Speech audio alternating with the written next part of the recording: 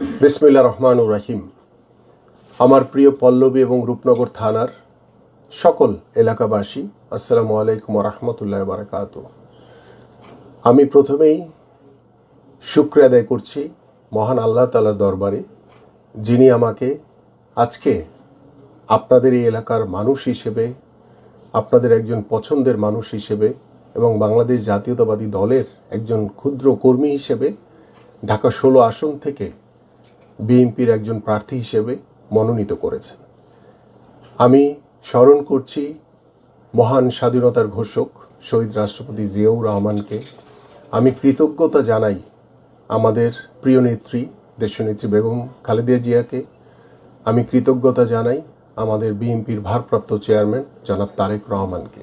এবং আমি কৃতজ্ঞতা জানাই আমার এই পল্লবী এবং রূপনগর এলাকার সকল বিএনপির নেতাকর্মী যারা রয়েছেন এবং আমার প্রিয় এলাকাবাসী সবাইকে।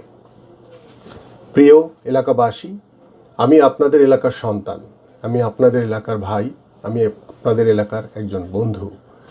আমি সবসময় আপনাদের পাশে রয়েছি, ভবিষ্যতেও আপনাদের পাশে থাকবো ইনশাল্লাহ।